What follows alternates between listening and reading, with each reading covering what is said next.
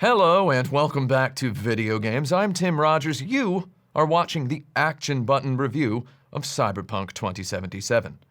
It's about time we got to the point. I call this one, Sweeter the Honey Tunnel, Vaster the Blast Waste. To get your attention with a sudden, bold statement, open world video games are stupid.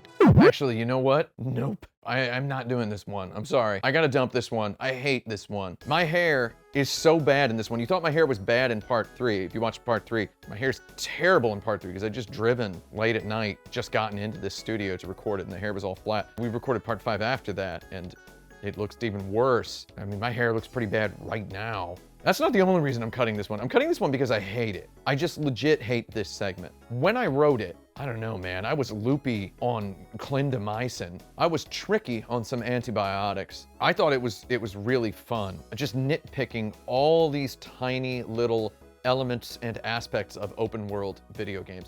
Buffet table style. I played through so many open world video games. I played Ghost of Tsushima, Assassin's Creed's Origins, Odyssey, Valhalla. I played Grand Theft Auto 2, Grand Theft Auto London 1969, Grand Theft Auto 3, Grand Theft Auto Vice City, Grand Theft Auto San Andreas, Grand Theft Auto 4, Grand Theft Auto 5, Red Dead Redemption 1, 20 hours of Red Dead Redemption 2, Horizon Zero Dawn, Spider-Man Miles Morales, Prototype 2, Scarface The World Is Yours, The Simpsons Hit and Run, Saints Row 2, Incredible Hulk, Ultimate Destruction, Superman Returns. I played through 21 open world video games, captured every second of every one of them, got those all on my server over here, and I did all sorts of math, point out all sorts of stuff, and I had this segment planned for like a year before even beginning the review, but before I started working on this review of this game, before I started Action Button reviews, I thought I'm gonna review Cyberpunk eventually, and I'm gonna really finally learn what an open world game is all about. I've played all the Grand Theft Autos before. I'd played Red Dead Redemption 2. I'd played a bunch of open world video games in my life prior to conducting the research for this segment of this video. I just, I don't think I ever really, I was never really the target consumer of an open world game. When I think about open world video games, I think about the fact that when me and my brother were kids, we used to get $50 each from our grandmother on Christmas and $25 each from our grandmother on our birthdays, which meant we could buy 3 video games per year, one individually and one jointly, because video games were $50. My brother was always excited about Thundercade. He wanted Sammy's Thundercade for the NES because his friend Carl Zitterkoff liked it. Carl Zitterkoff, if you're watching, we never bought Thundercade. We rented it about 3 times and my big brother barely ever played it. He wanted Thundercade because it had a motorcycle in it. And you know, I always wanted something more interesting. I feel like Grand Theft Auto 3, I'm living in Grand Theft Auto City here. Grand Theft Auto 3, by design, I feel like it was like a 10-in-1 pirate cart of itself.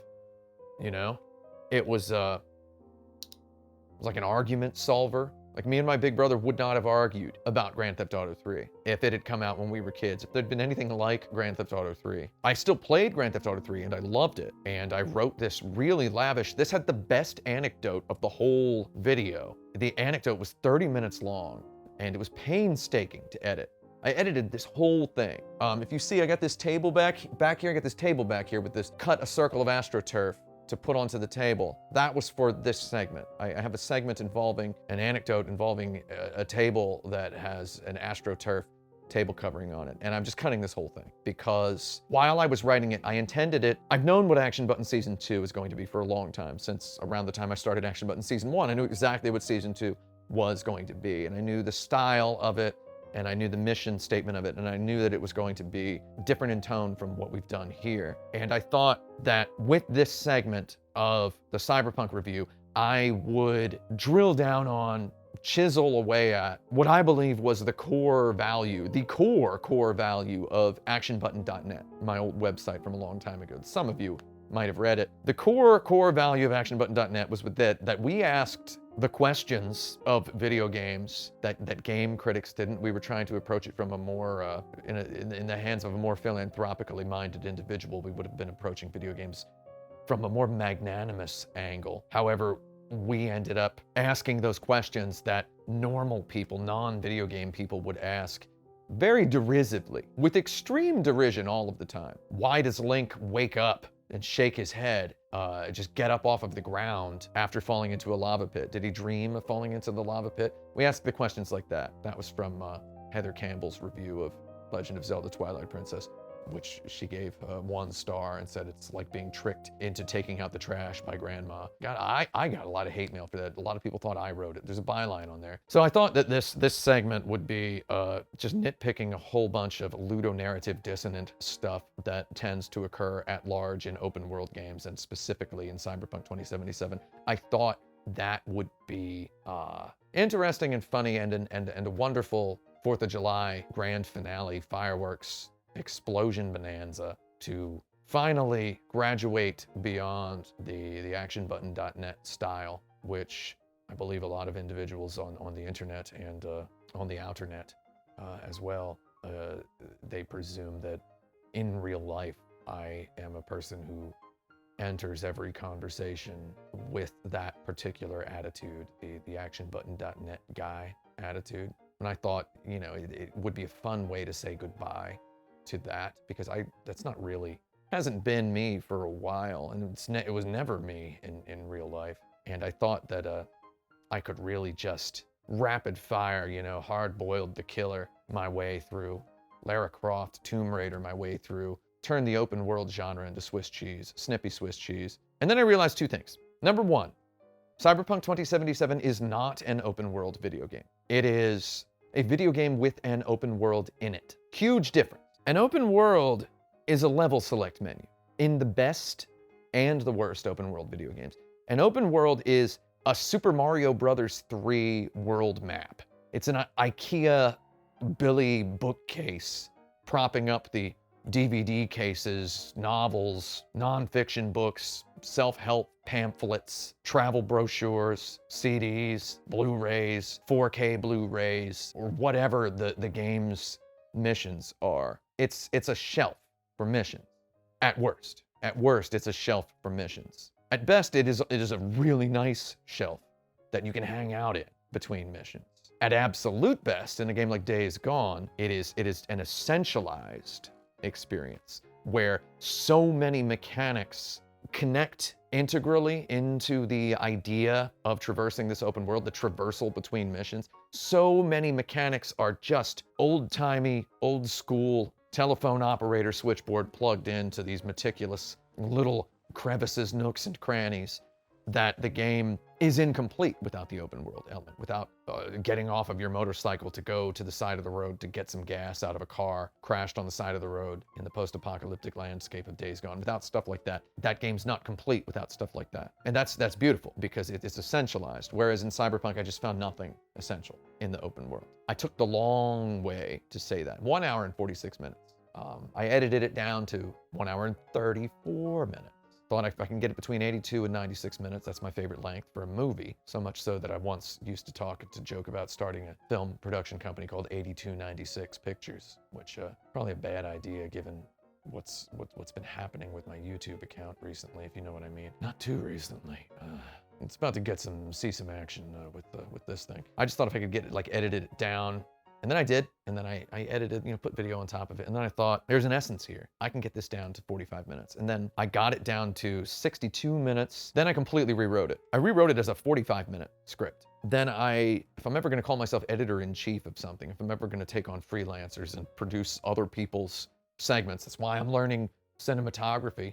Learning, ING, the ING is important. If I'm ever gonna call myself an editor-in-chief of anything, much less an editor of anything, I might as well edit somebody. And there's nobody else in the room to edit. So I edited myself. I cut this thing down to 45 minutes. Then I cut it down further to 34 minutes. Then I cut it down to 19 minutes. And I was just doing these readings at my desk with my Shure microphone. And ultimately, I edited it down to about 1 minute and 16 seconds. And coincidentally, that 1 minute and 16 seconds was also present in the original 1 hour and 46 minute version of the script. The version I ultimately wrote was a little punchier. However, I have preserved that 1 minute and 16 seconds for you.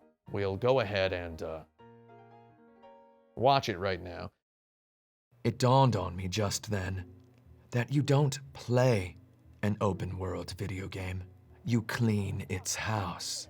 You do its laundry. You take out its trash. You stand around for a minute and think, what should I do next? 3-word suggestions pop up and fade away in your mind. For example, Maybe kill cops? I realized what I felt like. I didn't feel like I was hanging out in a big city. I felt like I was in an airport. I was airport shopping. I was trapped, sweaty, in the airport for 12 hours. I had a wallet stuffed full of foreign bills. I can eat whatever I want for lunch, though maybe I'm in Denmark and my only options are a Louis Vuitton handbag or a pastry from Lagause. Mostly I like that particular passage because I talk about my favorite Danish pastry shop. They've got a couple locations in New York, actually. They call them Ole and Steen here, if you are in New York. Excellent coffee, my favorite coffee whenever I am in the city, which is not too frequently, even though I live in Manhattan. I live in Grand Theft Auto City. I'm always out there thinking, this is just like GTA 3 on the PlayStation 2. Just every fast food interior feels like a PlayStation 2 game. So what I've whittled this down to is, I don't think Cyberpunk 2077 is an open world game. It is a game with an open world in it. So like I said, came to 2 conclusions. It's not an open world game, it's a game with an open world in it, and that's okay. It's okay for a game to have an open world in it, and it's okay for that open world to be barren. The most negative adjective a critic can apply to the open world element of an open world game is barren. The most positive adjective a video game critic can apply to the open world element of an open world video game is lively. I know because I read like 100 reviews of open world video games for the purpose of writing a paragraph about that. I mean, maybe someday, in the next 80 years, somebody's gonna make a metropolis-sized virtual reality Sleep No More of video games where there's a story happening in every room you can go into. But for the most part, you're gonna play an open world video game and you're gonna just mostly encounter doors you can't go into.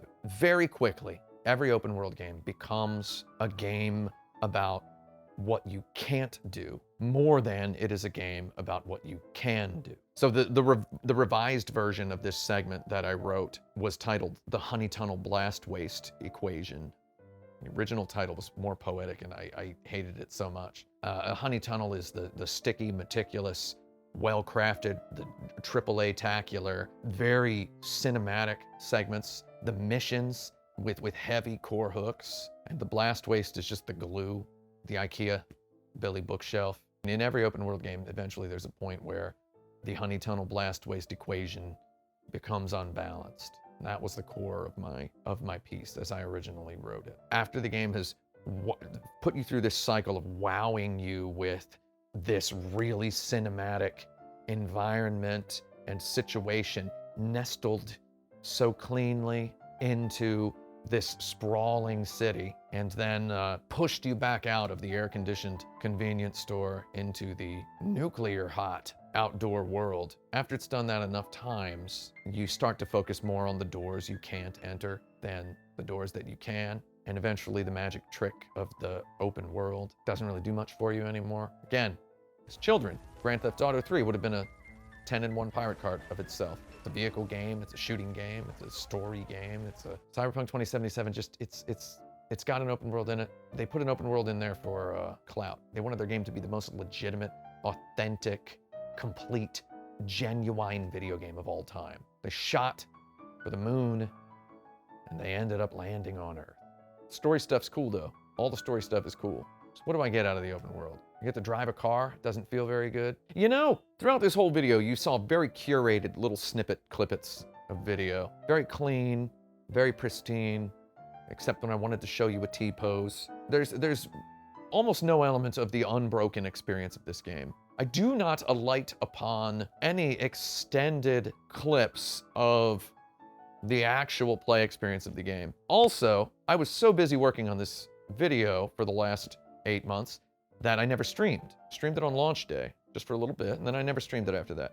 People are begging me to stream. I'm not gonna stream it right now. But what if I stream it privately for you, the YouTube viewer, and we just play for a little bit, and I try to point out a couple of the things that I think are somewhat hacky about the open world game, without dissing open world games in general. Because guess what? During my research, during the editing phase of this video, as I collected clips of open world games to use, I found a couple open world games I like a lot. I learned at last the full heft of the potential of the open world genre. And so I would like to review an open world game soon.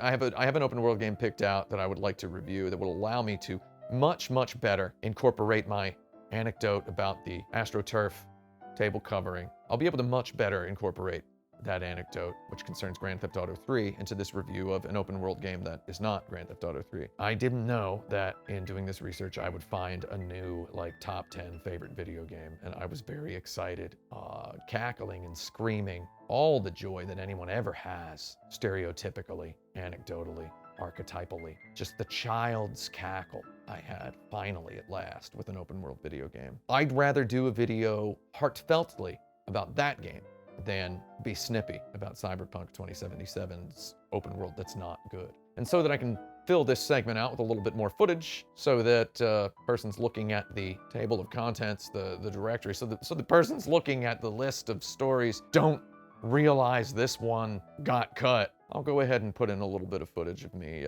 playing the game. And who knows? Maybe during that footage, I'll tell you a secret. You shouldn't have clicked on this story. You should not have clicked on this one. I tried as hard as I could in the intro to steer you away from this one. And in the little outros of every one of these stories, I've tried to steer you even further away from story number 5 because I don't like it. And having just watched it now, I know that you shouldn't see it. You shouldn't see it as I originally wrote it. I think I just gave you a better recap of it. Just reviewed part of my review. Hopefully, if you didn't want to watch this, you just clicked away during the I'm gonna cut this one part. But if you did, maybe you're gonna miss out on a secret. Maybe there's a secret. That's all I'm saying. Hello and welcome back to Video Games. I'm Tim Rogers. You are watching Action Button, pre-recorded on not the Action Button Goblin Bunker Network, ABGBN, located at twitch.tv/actionbutton. Today I'm going to play a little bit of Cyberpunk 2077. I had a high concept in mind for this little dead stream here before I hit record. I was going to pretend that and perform as though I were playing this game on February 16th, 2021, which is the day when I completely finished obliterating all of the endings, except for the secret ending, which I got a little bit later, because you kind of, the secret ending encourages grinding a little bit. You're going to want to grind a little bit to get that secret ending. Though instead of any kind of a high concept, I'm just going to play around in the open world here and try to talk a little bit about some of the thoughts I had about Cyberpunk 2077 as an open world game that contributed to the segment that I ended up cutting. This cigarette has been stuck here outside of this mirror since I looked in the mirror and saw Johnny Silverhand like 2 months ago. Sometimes you see Johnny Silverhand when you look in the mirror if your affinity level with Johnny is high enough. So right now I'm in V's apartment. I actually did roll back to a save that is that I did save on February 16th, 2021. Oh, here it is. We're gonna see Johnny in the mirror. What in the... Whoa! Did she really have to say a bad word there? Why would you stop looking at Johnny? I think she usually wouldn't say anything when she saw Johnny in the mirror, and I think maybe they added that in the most recent patch because players were thinking it was some sort of a weird glitch. I thought it did actually play like a glitch, and I appreciated it. I thought it was cool. So, ooh, they just keep giving me these. Maybe there's a faster way to pick stuff up. These have been stuck here since the very first time I launched the game. I have not been able to pick these up, which I find pretty hilarious. Can't get them. Can't get them. Can't get them. Anyway, so this is V's apartment, which you arrive at rather early in Cyberpunk 2077 after completing a luxurious, meticulous, very just Disneyland-esque tunnel of highly graphical, impressive show-offy missions. You play your life path mission based on the character life path that you chose at the outset of the game, and then you play the visually impressive first mission, which features a whole lot of little open-worldian elements that do not play into anywhere later in the game, like some enemies chase you. And so the enemies chase you after the mission in a car. You have a thrilling car chase where you hang out the window and you don't really even have to win to proceed. My nice, very shiny garbage bags here in the corner. Here's my computer. So you arrive here in this apartment, and I believe that this apartment represents the most important part in the player versus game relationship of Cyberpunk 2077, because when you arrive here, you've just played some pretty linear, action-y, prestige-y segments, and then you go to sleep after enjoying a beautiful elevator ride up to this apartment, and then your friend calls you on the phone and tells you he's eating lunch downstairs if you want to come meet him. And then you get to go out of this apartment and enjoy this long, luxurious walk through this very Judge Dreddly sort of apartment complex building. Is it Johnny from Final Fantasy VII Remake? Sort of. He's got a little bit of a Bane mask on. It's coronavirus Johnny. So this apartment is really impressive. From a visual design, from a flow standpoint. I used it a lot in my backgrounds for the video. I really think this apartment would have impressed me a huge amount if I were some kind of a teenager. I'm assuming that, and I hadn't played a billion video games.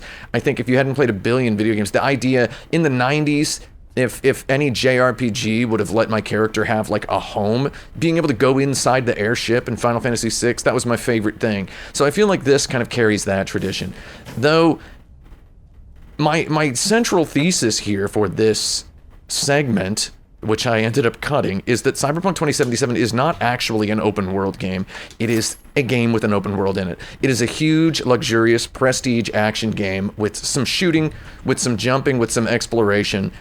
It is an RPG, a Western RPG with prestige aspirations, and it has an open world in it.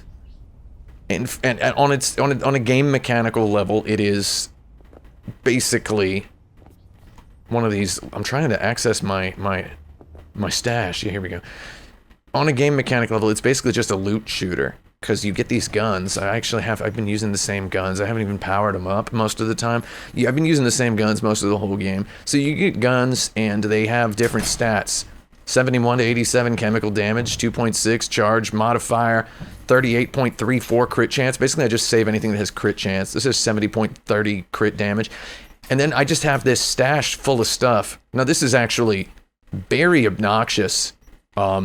Some of the stuff in the stash, it just says 0 DPS. Armor, it'll tell me how much armor the armor has. However, all these guns, it won't tell me any of their features.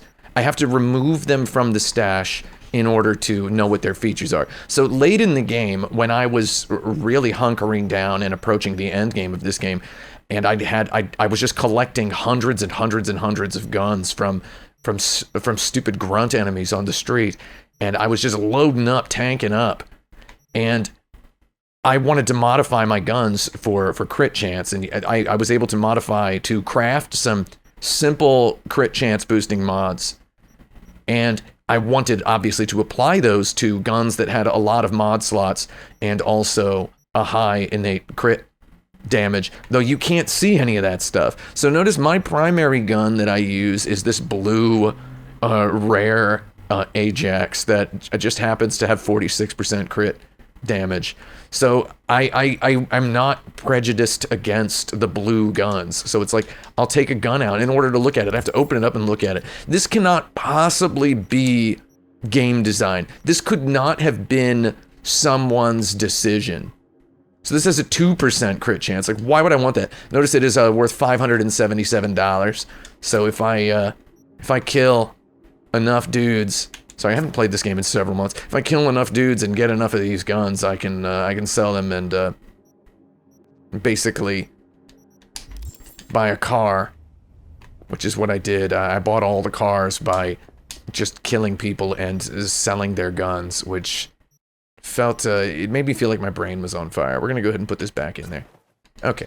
Let's go ahead and go outside. So this apartment building is the most important part of the game. You come out here, in the morning, the night before when you come in to go to bed early in the game, it's very cinematic. You are forced to go to your apartment. Now here, there's killables? He's gonna kill her. This is an emergent event.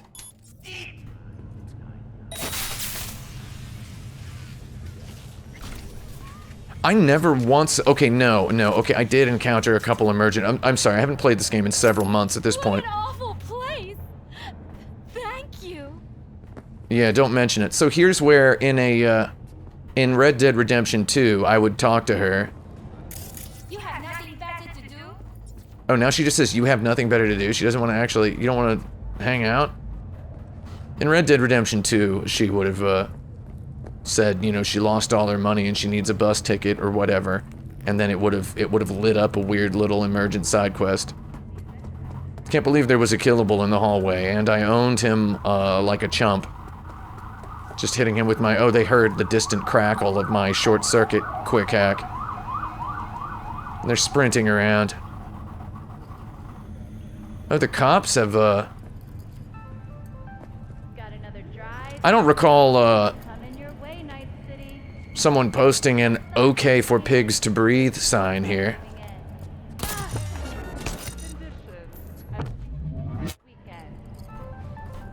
Okay, so they're dead. Anyway, let's keep going. What was I saying? Yeah, so this is... The most important part in the game is you come out here and you just get to bask in the community-isness of this town. Oh, my crime was forgiven because I guess the cops I shot weren't very cool. Notice there's high crowd density. Everyone is crouching because a cold-blooded homicide just occurred. I really wish they weren't crouching like that. Oh, these people are chilling. It's not really good television when literally every extra is crouching in fear. Come on, guys. That authority figure murder happened literal seconds ago. One of the things I harped on a little bit too hard in my original segment was how, for a game that begs you to consider choice as a huge buzzword, it won't let you, for example, it won't let you, like, kill these mission givers, right? See, he just kind of flinches. Oh, did that guy die? I didn't mean to kill anybody. Oh, come on, people. So see, he's totally okay. Watch him, watch him. So see... Am I being arrested for detonating explosives? This is America. Wait, where's my gun? Oh, I can't get my gun out because I'm close to a talkable.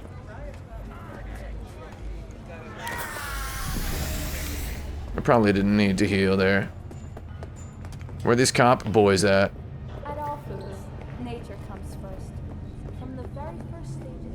So I harped real hard on that. I'm like, there's a point where you would have to be an absolute Nimrod. Hey, can you, I'm sorry. I'm sorry, I gotta do this to this guy. See, he just ain't bothered, right? There's a part in the game where you'd have to be an absolute brainhole Nimrod to not know that Dexter Deshawn, your fixer who set you up with this big heist, is gonna kill you. You would have to be a complete Nimrod to not know. And the game will not let you access the weapon menu. It'll say, action blocked, you can't do that right now. This is about as open-worldy as it gets. We got a little trinket, just a common hat. A usual hat. So yeah, this apartment building is hecka impressive, slightly more impressive when the pedestrians look as though they're going about some daily routine. And I mean, it's huge, right? Like, look at this. Okay, I just died. That's the end of that. I'm dead. I'm dead. Jerry's dead. Jerry's dead. Let me back up. Look at how fast this solid state drive is. It's actually a little slower than it was. I think I might have some sort of overheat situation happening. Can I make that jump down there? Oh man. Oh, I really thought I could make that jump. I'm sorry. My phantom feet got caught on something. Just gonna go ahead and throttle this solid state drive once more. Anyway, I believe I was saying the walk out of your apartment, just here we go. We can actually enjoy a sort of natural looking pedestrian hallway here. And now this is luxurious. So when I throw around industry terms like honey tunnel, just this sticky, sweet, luxurious, frictive, delicious, cinematic, meticulous segment of video game. This is prime time primo stuff here. This is what a honey tunnel is. He has a computer in his head and he's using his phone. Okay, let's see. Is he gonna say something friendly? No? Didn't even say anything. You, live around here? Okay, well, we're gonna go ahead and get in this elevator. I have a lot of footage. I used a lot of footage in my review of Night City at night. What, because, I don't know, Cyberpunk, you'd expect there to be a lot of nighttime. Though I guess it's good that we're set up at about high noon right now, because it's going to be pretty cool to just walk around this city in the daytime. I'm going to diversify my footage a little bit. Oh, so she's talking about the AI that won the Nobel Prize. I've heard this news story before. I hadn't heard it in dozens of game hours. Anyway, so down here, you come down here after your first experience with the apartment building, and it just kind of feels like kind of like a place in Brooklyn, a specific place in Brooklyn that I'm thinking about. I just remember coming out here and seeing a sign for this this cola beverage and thinking, just kind of having a quick flashback to when I first went to Taiwan and I saw a Haesong sarsaparilla soda, and I immediately bought it and drank it just standing in the convenience store. It's all in the report. These cops are talking about the exact same thing they were talking about the last time I saw them. They didn't even see me. The cops are goldfish around here. I mean, I'd like to see them. Oh, okay, you know what? He did. Okay, so you come out here. I mean, it's just at best an open world game will feel like you're a tourist. Wait, where are them cops at? Oh, I have my mini-map off. Sorry, I'm playing. Wait, who's shooting me? God dang it. You know what? I played this whole game with the crosshairs off, with the mini-map off. I'm about to turn the mini-map back on. Let's do it right now. I don't care. I'm gonna turn the mini-map and the crosshair on, because you know, here's a little fun fact about me. I'm not wearing my glasses right now. They're all the way across the gun. I'm not gonna turn the action buttons on because the last time I did that, I ended up working on a review of Cyberpunk 2077 for like 9 months. I'm gonna turn the crosshair back on. Let's do this. So yeah, there's a part in the game where you'd have to be an absolute Nimrod or Aramis to not know that Dexter's gonna kill you, and they just won't let you kill him. So it's like, you have a game. That drone had some toughness on him. Oh, come on. You can't stop me. So you actually can't hack the cops? How many wanted stars I got? I got 4 wanted stars now. I don't think they call them that in this game. Who's up? Come on. Who's hungry? Who's hungry? God, none of these pigs are wearing any clothes that I can steal. Oh! Take cover! Move it! Oh, is that Max Tack? You guys are cool. I've seen you guys in the intro of the game. I'm actually not sure who's max tack and who's not. Don't worry, cowering pedestrian lady. I will not attack you. Oh yeah. Come on, Max boy. He's stuck on a pedestrian. He's just completely nimrodding against a pedestrian. I just want to go ahead and let you all know a secret, which is, it is Sunday, October 17th, 2021. It is the day I am posting this video. I had said on Twitter and in the Goblin Bunker, discord.gg/actionbutton, that I would not be recording an epilogue for this, can't craft during combat. Crike.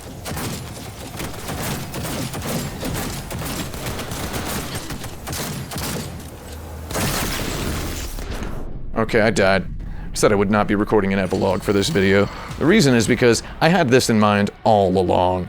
For the segment on open world games, I was going to record myself playing the game on the last day. And that's what we're going to do. We're just going to kill some cops. We're going to try to find some fun, much like my favorite video that I did at my previous job, where I tried to sit in as many gamer chairs as I could, and I tried to drink as many energy drinks as I could in the last 30 minutes of E3 2019, the last E3 of all time, as it were, for better or for worse, in a manner of speaking and in a manner of being.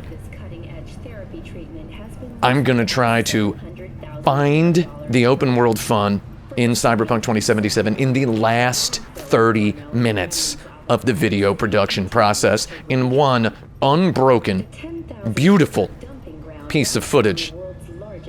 And before I kill another cop, I'm gonna go ahead and, I'm gonna craft some rifle ammo, which I find ridiculous. You actually, I think I said in my review that you can craft, ammo in the middle of battle, though you can't. You cannot do that. Am I not, where's the descripto? Oh, here it is. Rifle ammo. Yeah, just go and top me, Wait, what? Okay, can we not do this? Can you just let me craft? Why does it keep giving me this? It wasn't, I don't feel like it did this before.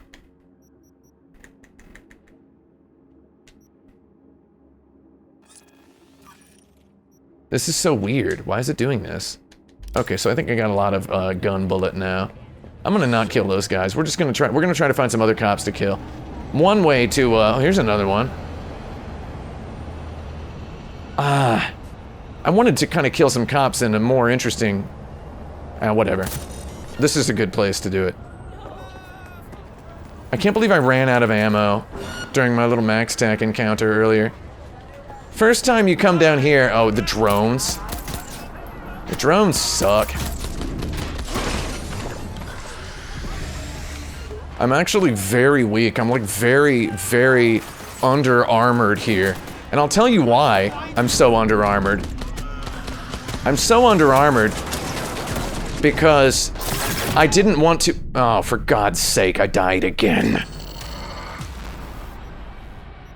Because I'm remembering this save. This is not the save where I accomplished the secret ending. I accomplished the secret ending a little bit later than this. In order to get the secret ending, I had to— I beefed my V up to level 50.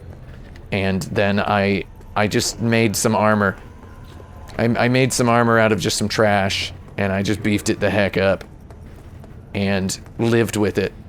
I lived ugly.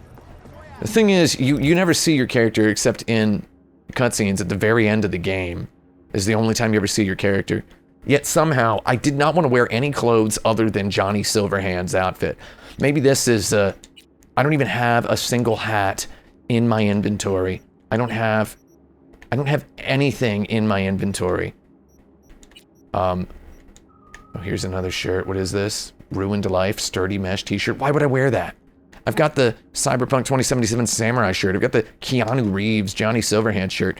I just wanted to, as soon as I did a side quest where I coincidentally got Johnny Silverhand's pants, I just did a random side quest, and I was like, oh, all the Johnny Silverhand stuff is in the game, and then I realized you could I did another mission where you get his sunglasses, and then the mission after that, you get his jacket, his gun, and his car. I was like, this is what I want. This is my goddarn Sword of Lodo, my legendary set of armor here. This is what I want. Those guys were in my way. I didn't want to express myself individualistically as a first-person video game. And I'll tell you what, as a first-person video game, I don't want to do no reviews of any first-person video games for a long time after this. I love them. They're cool. These children actually look like children. Were they here before? Were they added in the patch? They're playing a children's game. I haven't played this game in months. Good thing these cops are dead. Oh, they don't actually die from the short-circuit quick hack. They, you have to actually double tap them to kill them. We're gonna go ahead and just, we're gonna go to Bradbury and Burren. You can actually see, for a couple of frames, you can see the geometry loading before the fast travel UI comes up. So here's the thing about fast travel. I once said a long time ago of the Elder Scrolls Oblivion in ActionButton.net's review that if your game has fast travel, there's a chance your slow travel sucks. I'm not gonna say that. That was a long time ago, and I was being hyperbolic on purpose. Though I will say, I'll revise that for 2021, and I'll say, if in your open world game, which is this luxurious, like, look at how luxurious this is. We're back at that opening. It was faster than taking the elevator down. In your open world game this luxurious, if I use the fast travel more often than I use the slow travel, if I use the fast travel so often that I don't really have a great sense of the geography and the geometry of the world of the game outside of a few choice locales, like, I do not really understand the geometry of this apartment building complex area that my main character lives in, that I'm supposed to occupy bodily in the game. All I'm saying is this game should have just been a Yakuza-like, that's all. So the first time you come here, you actually have to go see the Ripper Doc who's over there. So you meet Jackie, who is eating lunch at this noodle stall. And this is getting you gracefully toward the exit of the honey tunnel. Where is the noodle stall? Yeah, this is the noodle stall where you meet Jackie. Jackie's dead now, so so's the noodle stall. Oh, crike. I didn't mean to kill a pedestrian. Killing a pedestrian is so, what is it? It's so gauche, is the word. In an open world game. So here's the thing. I can't kill Dexter Deshawn, my fixer, because my character trusts him, because my character is not as street smart as the life path choice I chose would lead you to believe he or she should be. Oh my god. Okay, so I have bad geometry. I don't have any good angles. This is actually a very challenging cop kill. I promise you, I've killed all the cops. You just kill enough cops, and then once you've killed enough cops, there's just no more cops. There's just no more. They give up after you kill, like, 6 squads of cops. Okay, so we're back here. I'm gonna go back up to... Oh! I got hit by a car because I wasn't looking. You know why I wasn't looking? Because I'm not 100% immersed. It's the honey tunnel's job to immerse the player.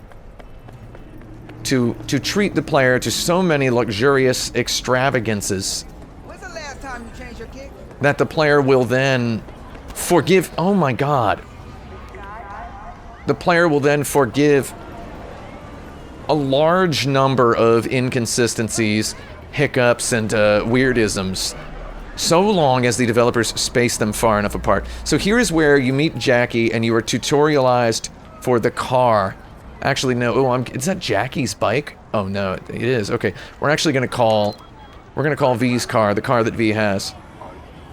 When you meet Jackie. Jackie had borrowed your car. So the car comes here. Is it gonna park in the same place it parked? It is behaving almost exactly the way it did the first time. Okay, except it stopped somewhere else. The first time you get in this car. So I actually have not ridden in this car for a very long time. So the first time you get in this car, which kind of tips the game's hand, it is in cockpit view. And I'll tell you what, I have driven a lot of cars in real life. Okay, I've driven some fast ones. I can drive stick. You know, I've driven some trucks. I've driven some large vehicles. I don't have anything to prove to anyone by driving in cockpit view in a video game. Look at that. See, like, my God. Okay, so you honestly understand that my character is wearing sunglasses. The sunglasses should be reflected with in-game graphics. Immersion denied. As I say, eventually every open world game becomes more about nitpicking the stuff you can't do than the stuff you can. And the only way an open world game, the only way you can continue to just roll with an open world game despite not being able to do a whole bunch of stuff and feeling like you're basically just playing the game that they are letting you play. God. The drivers aren't very smart. The way you can get around that is if the open world game is just really fun. If there's just extreme amounts of fun to be had. What is this? Why are these people all stopped? Okay, they're moving a little bit. Where am I going? City center. Oh, okay, I know where I am. I have a pretty good handle on the geometry of the city. I'm really just monster stomping here.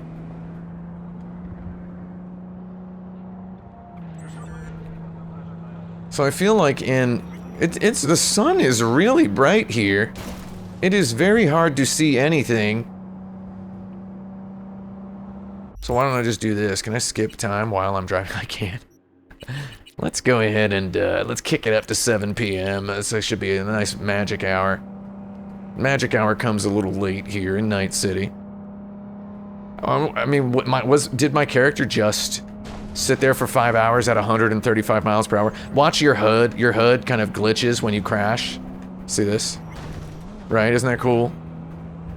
I don't really see how that is happening unless it's like the HUD is powered by amplifier tubes and valves or whatever.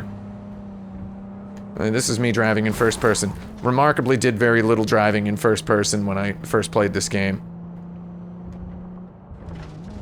We're getting dangerously close to my Mario Kart track. That's what I call this, this area I liked to drive down in order to capture footage to see if I was getting enough FPSs. There we go. I feel like the 180 turns, the handbrake turns, actually feel a lot more natural in first person than they do in the non-cockpit view. Look how good these graphics are out here, though, right?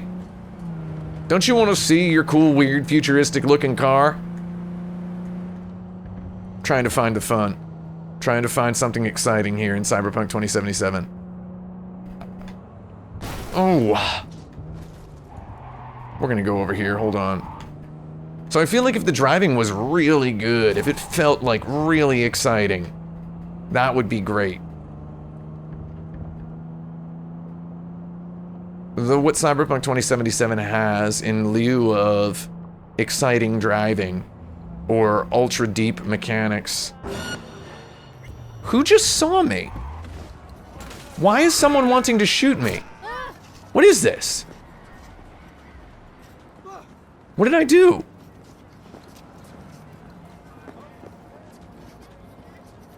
Okay, are we experiencing an emergent open world event?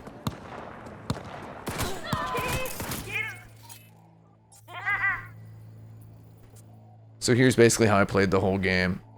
I was gonna short circuit you. You're dead. You're all dead. Sorry. Did those Recargando? You shouldn't be reloading at all. You should just be hacking me like I do to everybody else. So notice short circuit, non-lethal. I gotta double tap them in order to get the experience points, which is very strange. So there it is. Watch. You'll notice my experience points pop up. Very strange. So this is basically how I played the game. Just take everything from everybody. You can actually just click your scanner to see where all this stuff is. And every time you see a pile of trash, throw a grenade at it, because that's funny. I mean, you gotta make your own. You gotta make your own fun. That was quite, not very exciting. I was hoping that trash would do something cool. Let's see if anybody... Oh, somebody else wants some. Am I in some sort of a weird struggle zone? What's going on? You guys want to die? Watch this. What did you say?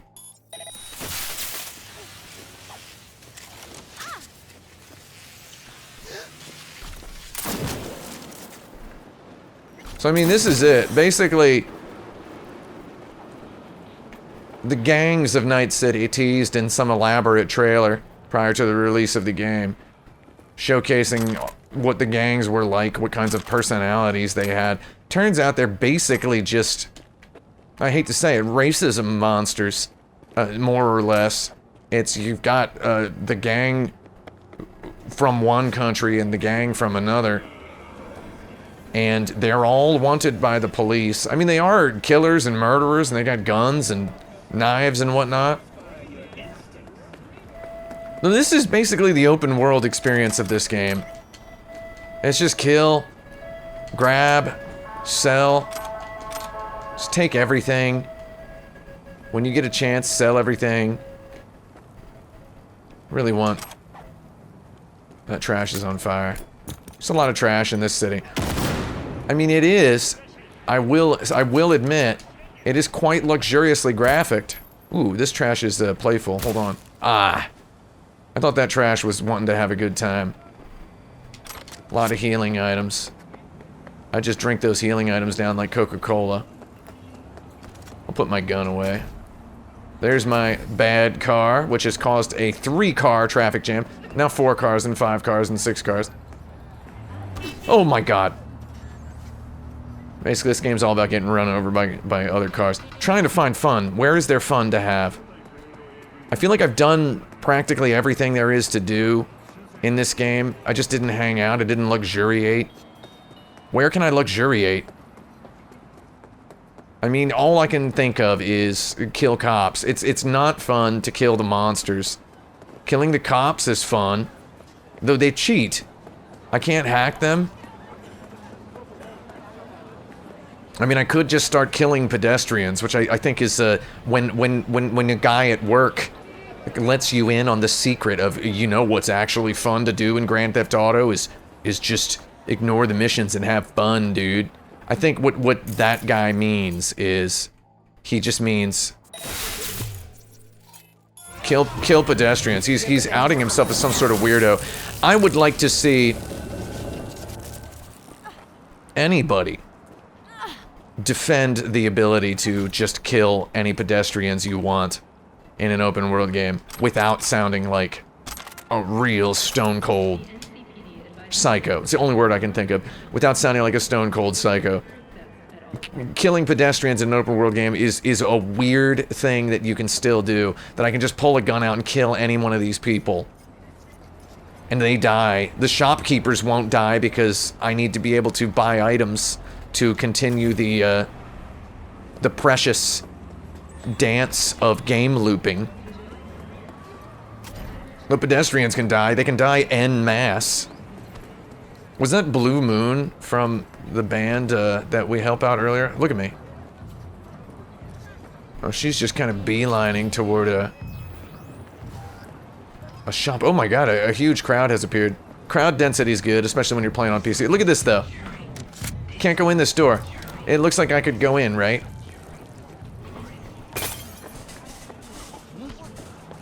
And buck a slice. Don't you want to just try to eat a slice of this pizza in this game? This pizza that everyone is excited about? It factors into several missions. Look at this, destructible objects. That's good. No way to turn off all the music in the game. Who's looking at me? Who's looking at me? So, I mean, this is just... We're gonna detonate this guy's grenade and see what happens. I mean, the grenade's gonna blow up is what's gonna happen. Why am I running away? This is good. How you guys doing? How you boys doing over here? Oh, it was an incendiary grenade. What did you call me?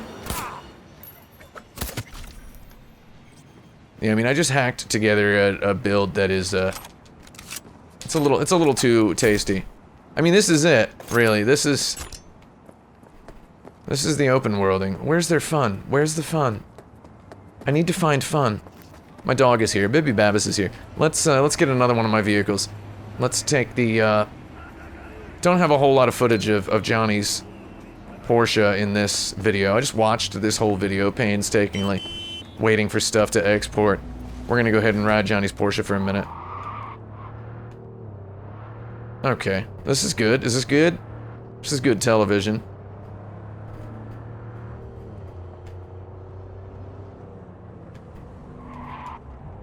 Okay, this is fun. I feel like it handles a little bit more tastily than some of the other vehicles do. It has a little bit more flavor to it. Wellsprings. Wellsprings is a good footy zone. Thing is, there's just nowhere in this game, an open world, in order to be meaningful, exciting, wonderful, fantastic, an open world has to incorporate some of what makes the game good. And I feel like Cyberpunk 2077 went for what Red Dead Redemption 2 went for, which is the slowness and the woo. It went for the luxuriance of feeling like you're in a rich place. Except Red Dead Redemption 2 did that with barrenness. This does it with clutter. And the clutter is magnificent. These places feel real. They feel genuine. It feels like kind of a Los Angeles meets filthy Tokyo. There's a whole lot of personality to just the way this city feels. Though I feel like I do not interact meaningfully with it as I move through it. I mean, look at all of this. As far as Cyberpunk 2077's greater mission statement, that, as I presume, is concerned, the graphics are enough. The graphics are enough of a treat to essentialize the traversal through the open world. Like I say, an open world can be a Billy Bookshelf that just holds up all the missions of the game. Or it can be a Billy Bookshelf that you hang out in, or it can be essentialized the way Days Gone essentializes it by it being the place where you get more or less kind of on a grander The Last of Us scale. It is the place where you get more or less all of the items that you will use in the main story missions of the game. You get them all in the open world. Hey, what's up, cop? Where are you going? Hey, I didn't do anything illegal. So brandishing a gun isn't enough to get yelled at. Aiming it is. Shots fired! I didn't fire a shot, though, chump. Ah, heck. I don't want to get into the cops over here. Oh, there's that drone. Cheater cops. Cops cheat because they think they're above the law. Let's just go over here. Kinda did a weird little slide there. You can steal cars. I guess that's a fun thing to do. Hey! I don't want to steal a car from this guy. Why would I steal this guy's car? It's a cool looking car. Let's do it for the TV. Hello. I'm sorry, sir. I'm sorry about this. Oh, he's not gonna try to. He basically did what I would have done. You see someone break one of the cardinal rules of society, which is that you just keep your hands off other people's property, generally.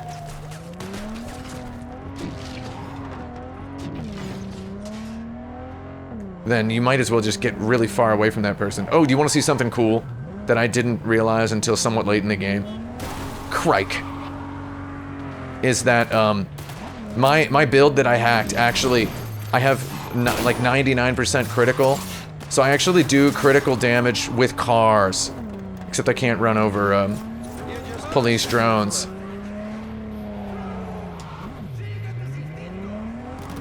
Oh, hey, what's up, cop? Crike. Watch this, just touch him with the car. Touch him with the car, and they get electrocuted to death. Oh, my wheels are stuck in those big old barbecue ribs. Hey, this is good footy, right? This is good footy, isn't it? Ah, crack. Daddy's dead. I want you all to listen very carefully. There we go. It's a Coca-Cola Zero. We're gonna go and load another checkpoint. God, that's good. Oh my god. God. That was what I needed. Really didn't get less tired of seeing these ads. There we go. Oh my god, that is...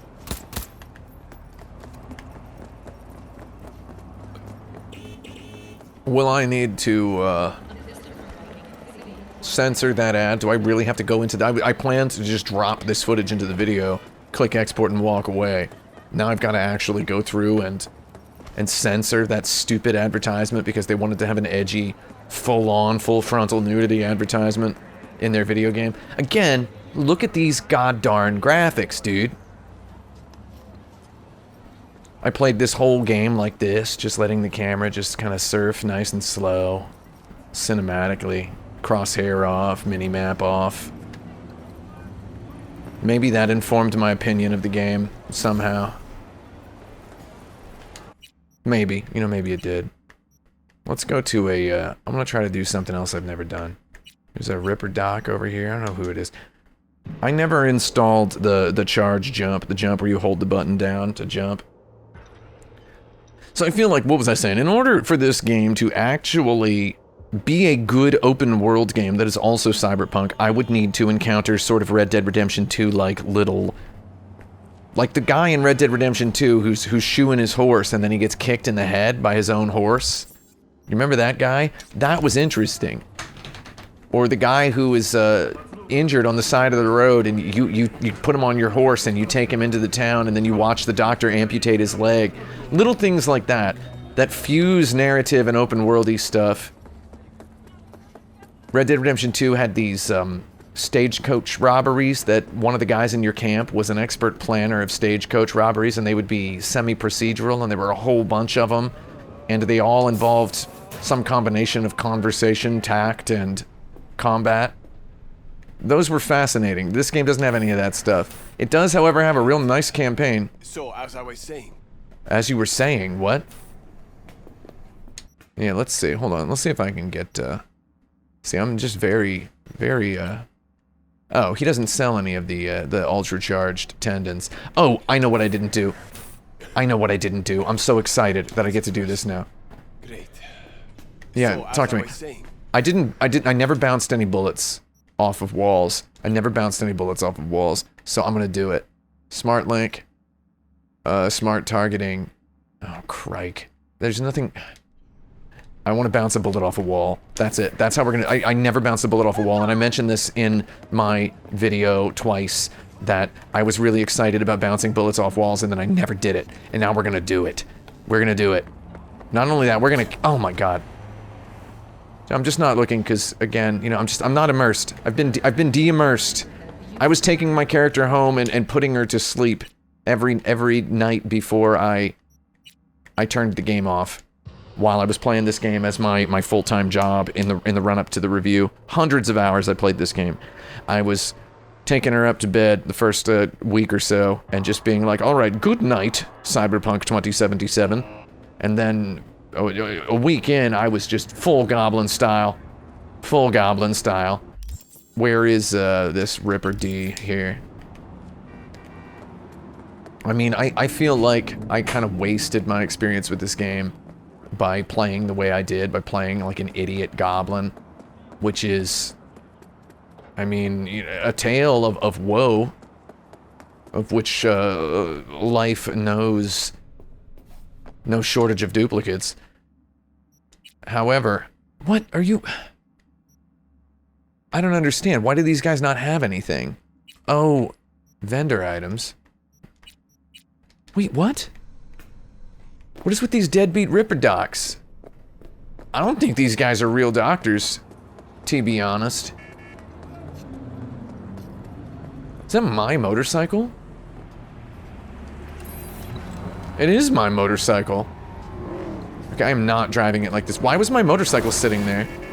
Oh, two identical cars that are tutorialized at one point, is there only being like 11 of them in the city. there's some sort of little, or I don't know if it's the exact model. It's like a ray field, something. We're gonna ride my motorcycle for a couple minutes. Again, haven't played this game for several months, so I need to find the fun. I need to find the joy, and the joy is, it is all about, oh wait, there was the, oh, oh, sorry about that, buddy. Are the cops getting mad at my reckless driving? So the idea I would argue that being able to kill pedestrians is gauche in any open world game, and that good open world games should have something more interesting than killing pedestrians to be the go-to funny LMAO thing that you can do in the game. And okay, what am I doing? This game has a justification. Sorry, what? Oh my god. Okay. This game has a justification for why you might be killing pedestrians. There is this plot point that runs through all of the Cyberpunk game lore. This phenomenon of cyberpsychosis. People who have, through some malfunction of their cybernetic implants, have gone cyberpsycho. And there is a long sweeping side quest in this game. A long sweeping side quest. Is actually pandemonium.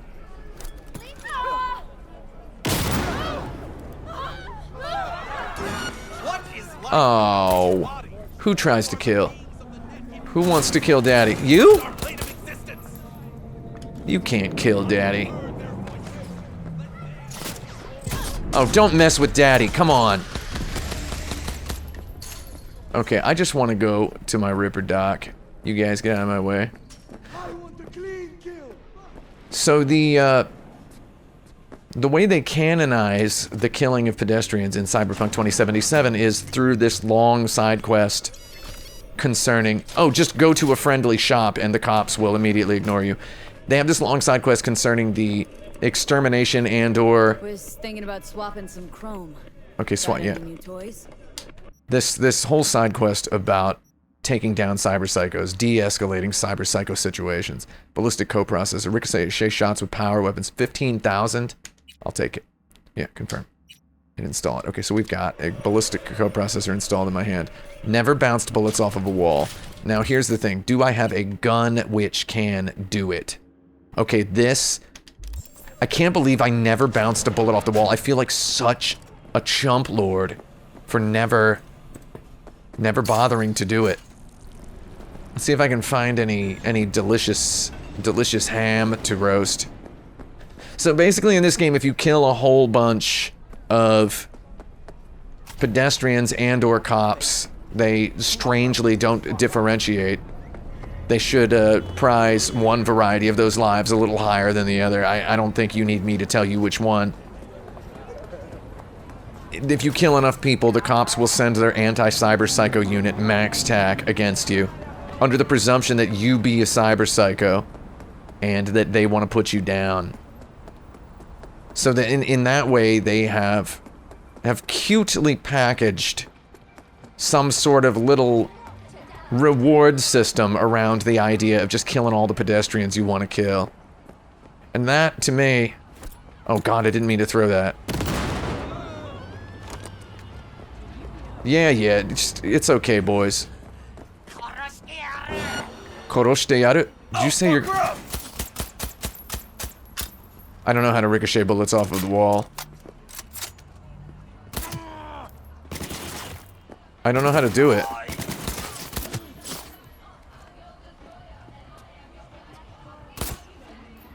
I can't believe he didn't die with one shot. Let's play? Wait, what? Really? I just didn't think he was gonna hit me. So, as you can see, I got very lazy as I played this game a lot. Counterfeit documents and a baseball bat. It's taking all this trash. Need to ricochet. Need to ricochet. I don't know how to ricochet. Can I learn something new?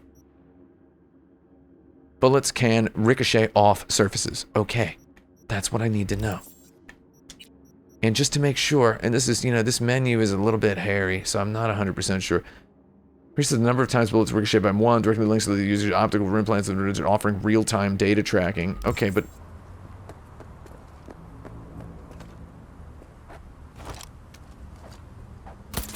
Wait, did it ricochet? It did ricochet.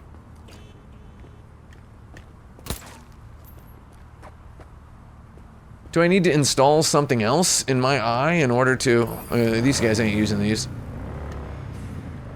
These hogs are just, shackled never to go wild again. Hang on a second. I gotta go lose weight real quick. Out of my way. Oh, stop it. Oh, that's a crime? That's a crime? Touching someone who wouldn't get out of the way is a crime? Okay, let's, just sell all of my trash. Sell my junk. How much money is it worth? $522? I don't even remember what any of this stuff was. This is, bullets can ricochet off surfaces. I'm not sure about any of this. 144, 420. Bonus ricochet damage. Oh, that's got a lot of crit chance. Not that I'm gonna actually use any of these. Anyway, yeah, I'm getting rich over here. Definitely don't sell my cool gun, which is worth $134. Okay. I could have sold more, though. That would have been dead time. Oh, stop it. He's got these little micro projectiles. Okay, so this is open worlding, yeah. This is open worldliness times 100. I did not know what I was gonna get up to when I started this particular little thing I'm doing. And I gotta admit, I'm having a good time. Oh, that's it? The crime is undone? The cops are slow around here. I'll give them that. Oh, here's everybody just stopped. Nobody with their taillights on. Nobody with their headlights on. And honk at them in vain. Watch this. I can actually just kind of butter knife cut a car in half. I don't even remember what I was, like, trying to critique anymore about this game. Am I having fun right now? I mean, I'm not having fun right now. Though I could also be having fun in, I don't know, a Forza game. Shall we go into the cockpit, my friends? Oh my god. This is so nauseating. I want to try to cut a car in half with this thing. I just feel like everything I could say about open world games apropos of this game would just be more excitingly, more interestingly said of another game. A specific game I'm thinking of, though also just kind of any other game in general. I feel like I can't really fairly assess this game as an open world game because I feel like Grand Theft Auto 5, GTA Online particularly, has usurped what an open world game is. An open world game needs some kind of an online component, and they have actually yet to deliver the online component or even really detail what it's about. And I feel like there are certain things that we understand the online component of one of these games is going to have. It's going to have the ability to purchase property and apartments and to purchase things meaningfully and to own things, to express ownership, the way the player owned the cars in Jak and Daxter 3. Ownership, I think, is a big deal in these open world games. It wasn't always, though you ended up with Grand Theft Auto 4 where you were able to own condos and apartments. Oh, lordy.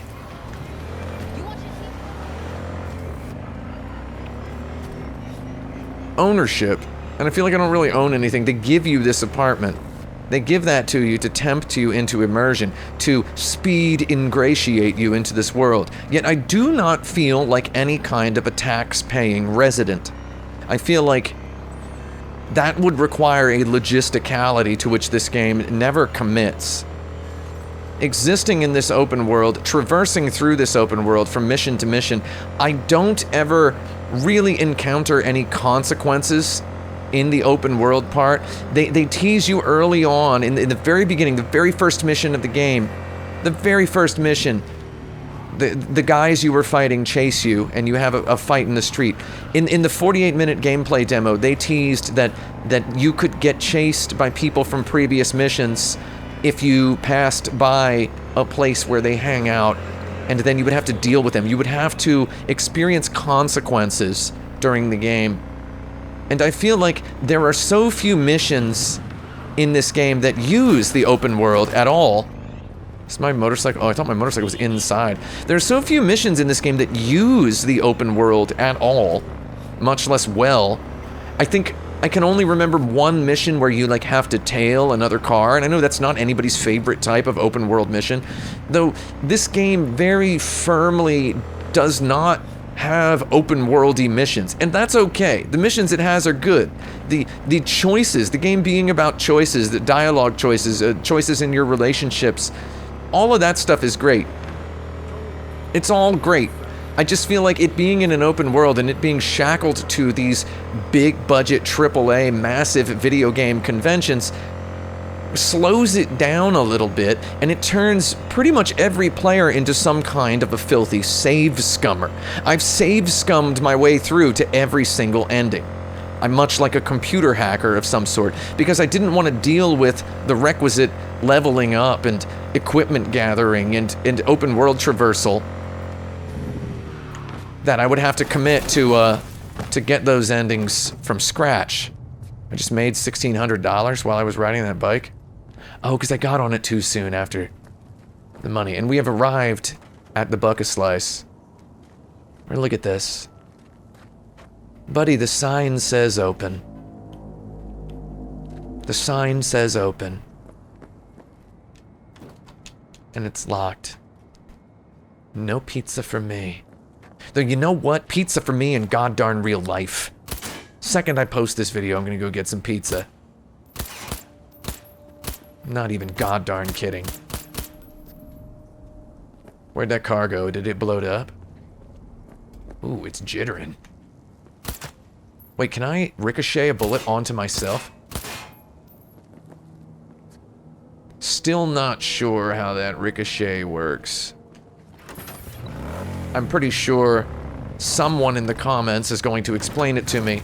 However, by then, my friend, I regret to inform you, I will not care. Because by then, I'll have already moved on elsewhere. I've got to say, after conducting my full research process, I do in fact love open world games. I love them. It's just, you know, this ain't one, that's all. No, again, no offense to it though. Some of my favorite games are in open world games. I love the Final Fantasy VII Remake, that's not an open world game. That ain't no open world game at all. Love the Yakuza games, though they were often and frustratingly called the Japanese GTA by clueless critics. Those ain't open world games at all. They're closed world games. So yeah, I got turned into a filthy save scummer. I got save scummer goblinized by this goddarn game. And that's about all there is to it.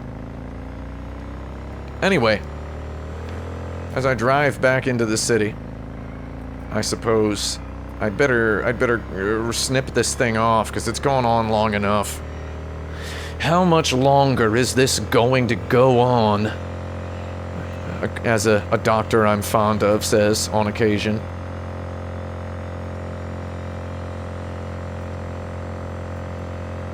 I'm just waiting for something fun to jump up and grab me, to yell, here you go.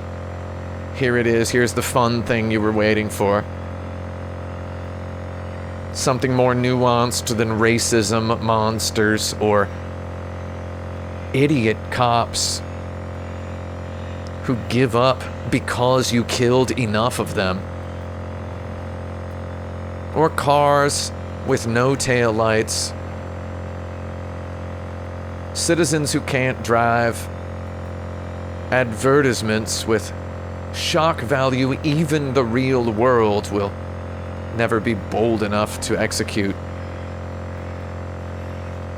I just don't feel any frictive thunder in this game. No thrill like throwing a cop at his own car in Crackdown. And I know you're not supposed to kill the cops in Crackdown. Or throwing a cop car at a cop in Incredible Hulk Ultimate Destruction. I don't feel any of that. I've got a double jump. I can ricochet bullets off of a wall sometimes.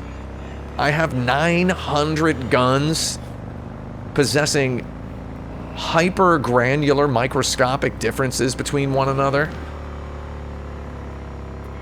I can ride a motorcycle real fast and jump off of it like this, and there's my other motorcycle, which I left right here. I have gotten a little bit too good at knowing where all of this stuff is and keeping the camera was unlocked there. Did you all see that? Okay, now I shall continue riding on my Akira bike. I got decently okay at riding the motorcycles in this game, though that's only because I'm pretty good at vehicles in games. The windscreen on this one makes it a little difficult. It really looks dudacular, though it's somewhat hard to kind of wiggle with when you're actually driving. Oh, it's just an eyeball nightmare. See those taillights up ahead? That, my friend, is LOD. As you'll notice once they load in, which is what LOD stands for, as any game developer knows. Once they load in, they lose the taillights. This game was shipped bursting at the seams. It burst at the seams the whole time I played it. I'm bursting at the seams to get this video done. I'm just trying to play this game like a normie and have a good time.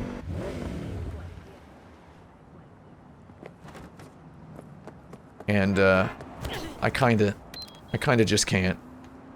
We're gonna now get back in my favorite car. Turbo R VTEC. Where it? Sometimes your feet... Oh my god. Oh!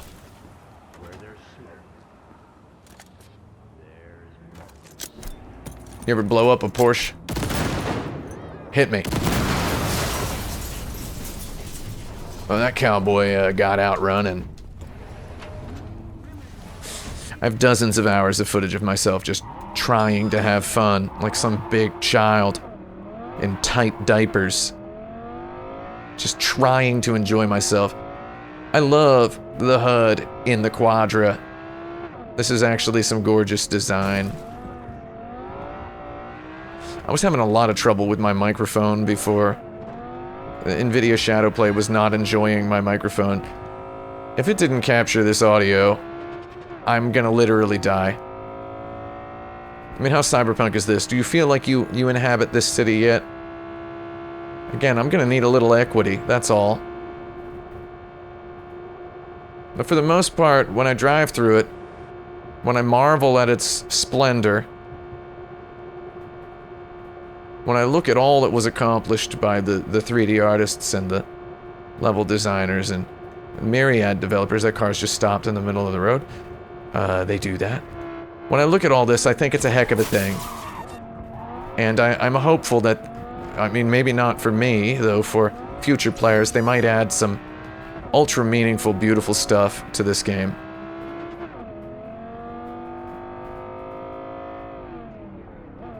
Though is it, what's it gonna be? Because right now, I don't really get it. Essentialized traversal. That was a buzzword I really hammered on in my original draft of the piece that I cut. They need to essentialize the traversal. Red Dead essentializes it by making it slow. Real slow, making the fast travel clunky to access. Days Gone essentializes it by making you scrounge around for gasoline. Spider-Man essentializes it by having these little pop-up crimes happening around the city that you can engage in, and also by making the traversal mechanic just ultra fun. That's what they call it. They don't call it movement. Traversal isn't even the same ballpark as movement. Traversal is getting between the missions. It implies that the open world is this blast waste. This big old spongy cake donut of nothing. This buffet-style video game. Call it traversal. Point A's and point B's. In this city, they're a dime a baker's dozen.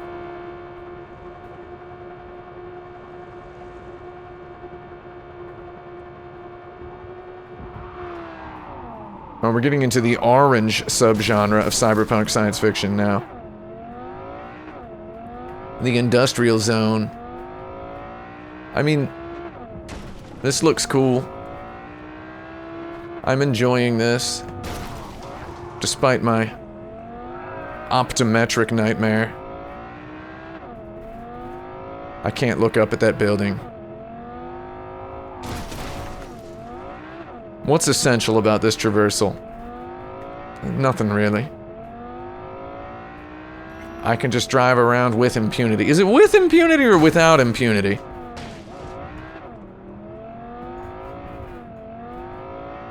I kind of like being with impunity sometimes. Alright, so is there anybody to kill? I could go eat something. I keep talking about turning this thing off, and then I keep not turning this thing off. Oh no. I encountered something meticulous.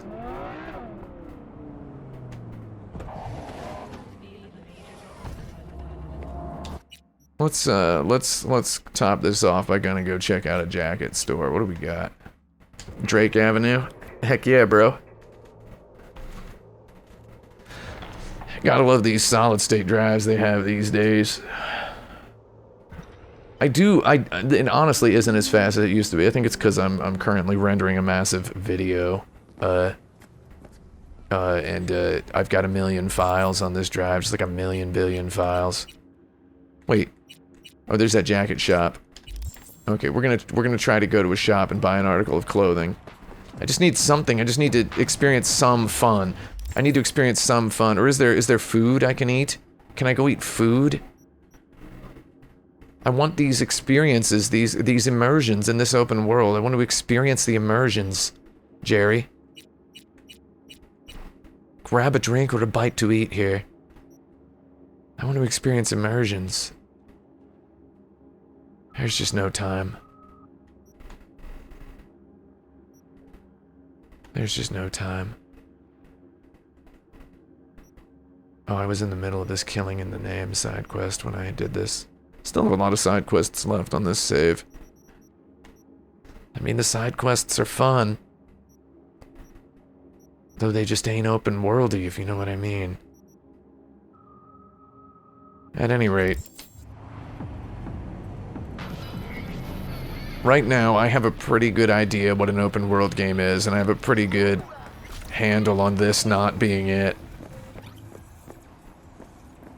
Though it is meticulous. And it is beautiful. And these cops sure do die real good. You want to see this one? Watch this. Watch what happens. Watch his body blow up. Check this. Check this. Watch what happens.